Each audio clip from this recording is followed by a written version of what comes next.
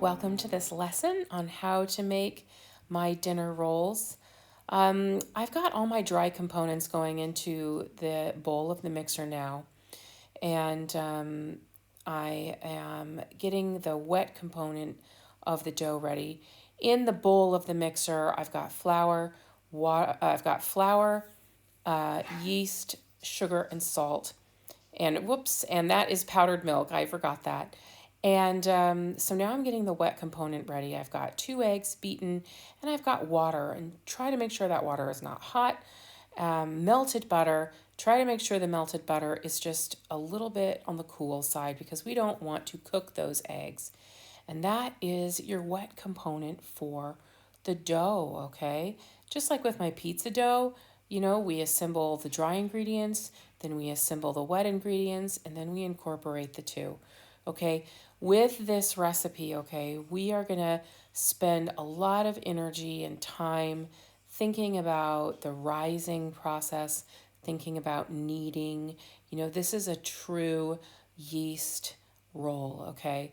I'm going to butter my big bowl. That is for rising.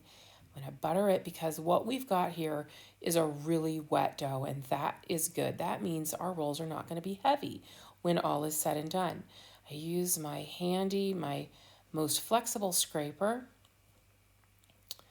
and I'm going to go ahead and just turn my dough out into my buttered rising bowl, okay? This is very wet. You're not going to handle this dough. You're just popping it in that rising bowl. I got buttered my hands a little bit so I can work with this. And you're just going to move it around. It's buttered on all sides. And that's it. We're not going to knead it just yet. We are going to cover this with plastic wrap. That's going to really seal in the heat. Let that yeast start to activate, and then we're going to let this rise for 2 whole hours, okay?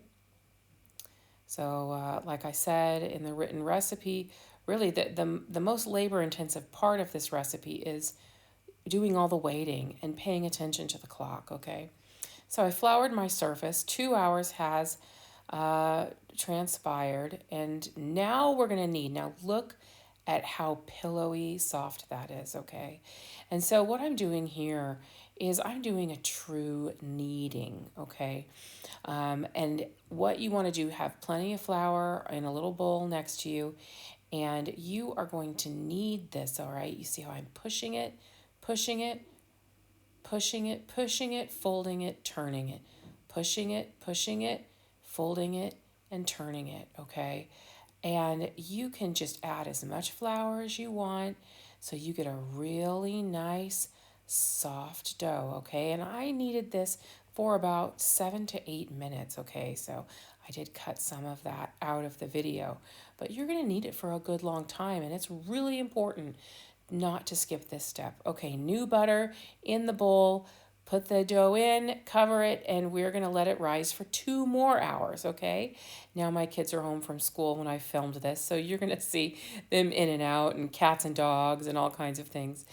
So now it has risen again, and this is when we form it into rolls. Do you see how beautiful that is? So cut it in half, roll out one big long rope.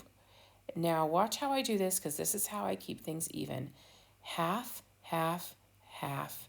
Half that, half that, half that, half that, okay? That is 8 pieces. I had to count them there. And that's how we keep it even, okay? Let's do it again. I'm going to roll it out. Just stretch it a little. It's so pliable, so easy to work with. And this is how I keep it, somewhat uniform. Half, half, half, half that, half that. Okay, now I have these little pieces. I'm going to flour them all, okay? And when I put them into a ball, I'm not actually rolling them into a ball. I'm pinching the sides up and I'm making like a little purse. See how I do that? And then I turn it over and I put the crinkly side underneath. And that is how I form, spherical shapes, okay? And I'm still doing that.